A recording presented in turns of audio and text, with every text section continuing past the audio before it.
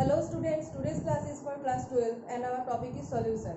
In the previous two classes I have explained the dissolution of gas and the factors and the pressure effect law, that is the Henry's law, and different factors affecting Henry's law. In today's class we will discuss about the vaporization of liquids. Okay, the vaporization of liquids and in that respect the Raoult's law. Okay, so at first our topic is evaporation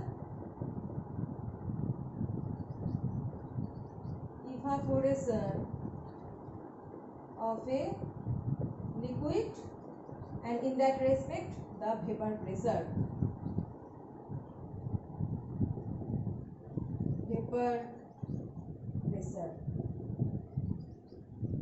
So actually we have to study what is vapor pressure.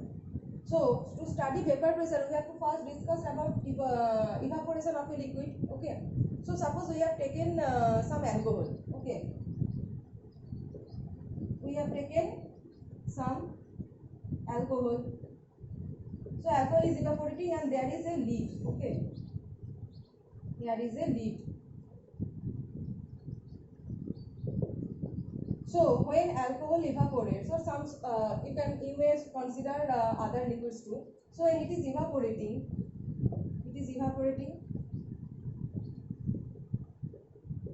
and when facing this when touching this lid, this is full lid. Okay, cold. Then again it is converting to the, when touching this lid it is converting to the alcohol again. So alcohol is going to the vapor state and when touching this lid it is converting to again to the alcohol state, that is the liquid state. So the conversion of vapor to the liquid state is known as condensation. So this is due to condensation.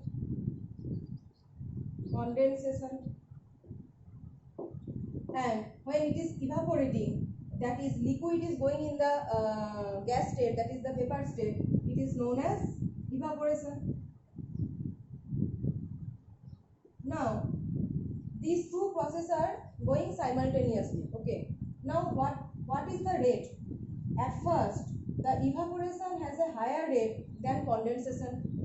After a certain time period these two has equal amount of rate, that is the rate of evaporation is equal to rate of condensation, and that situation is the equilibrium condensation.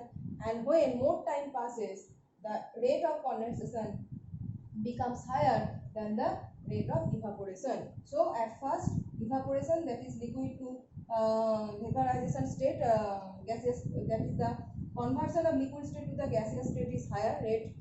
Then it is going to the equilibrium state, that is the condensation and evaporation are occurring in same rate, and after that the rate of condensation becomes higher than that of evaporation. So by considering these two processes, that is the evaporation or condensation, we can derive the expression or statement of vapor pressure, that is what is vapor pressure. So what can we write about vapor pressure?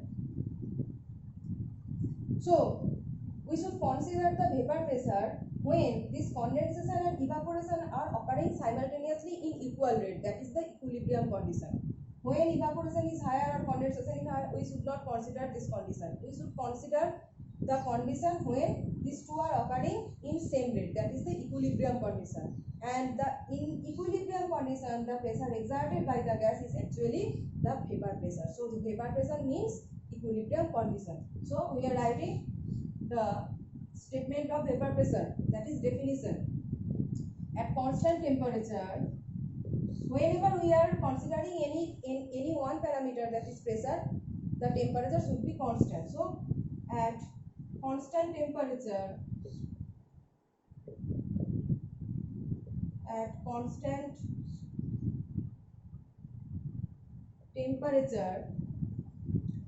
the pressure exerted by the vapor in equilibrium,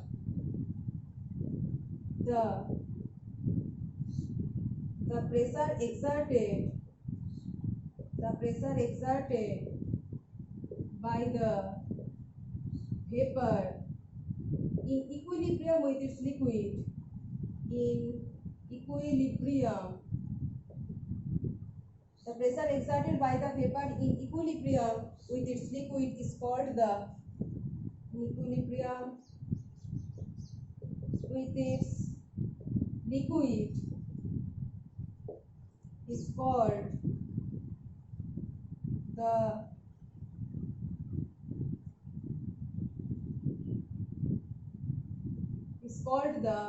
vapor pressure of the liquid. Okay. Vapor pressure of the liquid. So this is the statement of vapor pressure. Now there are also some factors that are affecting the vapor pressure. So the first term is temperature and the second term is also pressure. Okay. So the factors that are affecting the vapor pressure. The first factor is temperature. You know, when we are heating, that is the temperature increases, more vaporization occurs, right?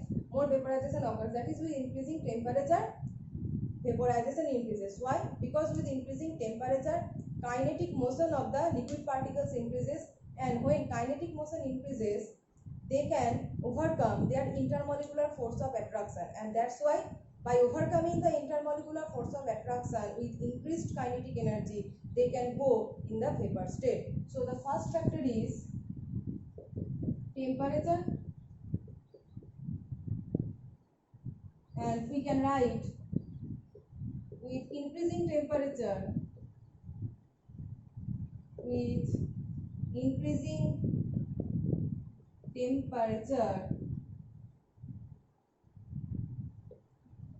the kinetic energy of the liquid particles increases,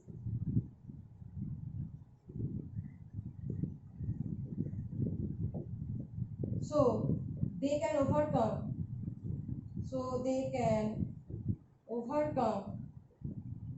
the intermolecular force of attraction,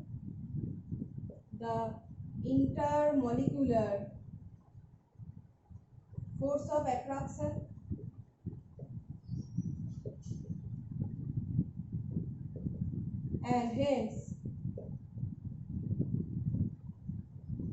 can easily go in the vapor state. Okay, and hence can easily go in the vapor state. That's why with increasing temperature, vaporization increases or vapor pressure increases. Okay, so this is the first factor, and the second factor is nature of the liquid. That is, you know that alcohol vaporizes faster than water. Okay, alcohol vaporizes faster than water. So the vapor pressure is affecting also by the nature of the solvent, and why alcohol is vaporizing faster than water. It depends upon this factor, that is the intermolecular force of attraction. So in case of alcohol, there the intermolecular force of attraction is lesser or poor than that of water. In comparison to water, the intermolecular force of attraction is alcohol is lesser or poor than that of water. So as the intermolecular force of attraction is lower in case of methanol or ethanol or any alcohol, it can easily go to the vapor state, and that's why their vapor pressure is higher and they are vaporizing faster. So the second factor we can write, the second factor is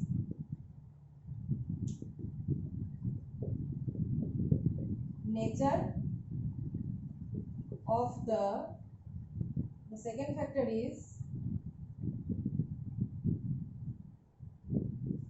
nature of the solvent. So the solvents having poor intermolecular force of attraction or lower intermolecular force of attraction will go to the vapor state faster, like alcohols, methanol, ethanol, etc. Okay. In the next case, we'll study about solutions. Okay. Now, up to this point, we are studying about the pure solvents. Okay, methanol, ethanol, water, pure solvents. Now, when we are adding any solutes like sugar, salt, etc., it is becoming solution. So, what happens when we are adding what happens when we are adding some solutes, some non-volatile solutes to a pure solvent, and it is becoming a solution. So addition of a non-volatile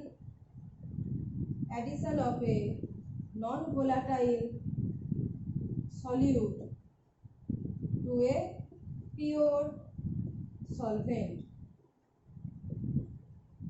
So when we are adding a non-volatile solute to a pure solvent, what happens in the vapor pressure? It is also a factor that is affecting the vapor pressure.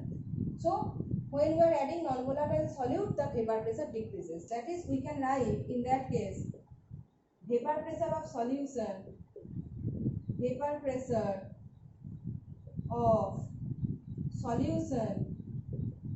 less than vapor pressure of pure solvent.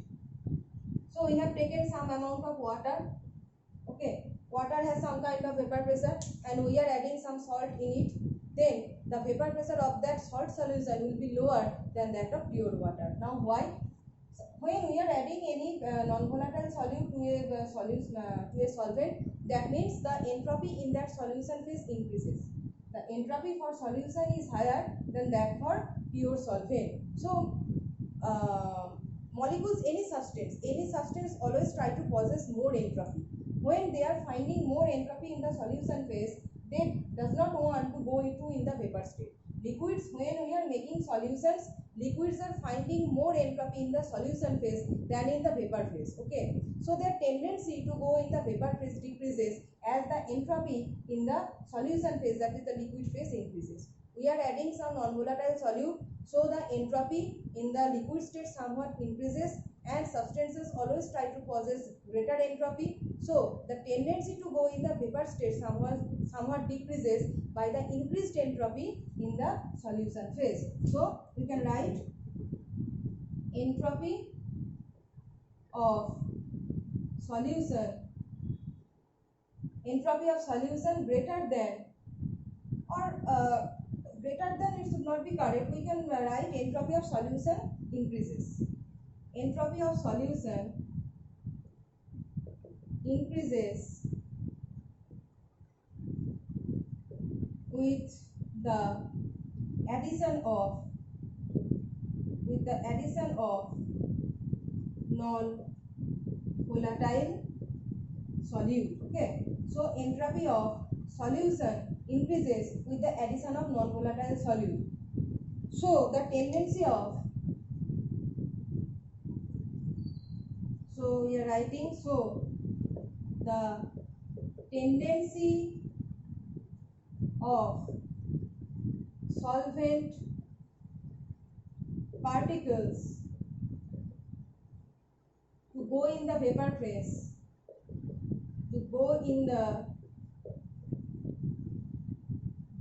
phase, somewhat decreases,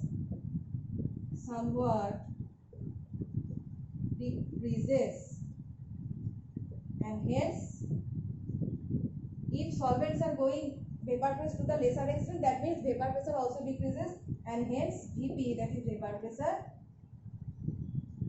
decreases. Okay, so entropy of a solution increases with the addition of non-volatile solute, so the tendency of the solvent particles to go in the vapor phase somewhat decreases, and that's why the vapor pressure of solution is lower than that of pure solvent. Okay, so in the next class we'll discuss about Raoult's law and its mathematical form. Okay.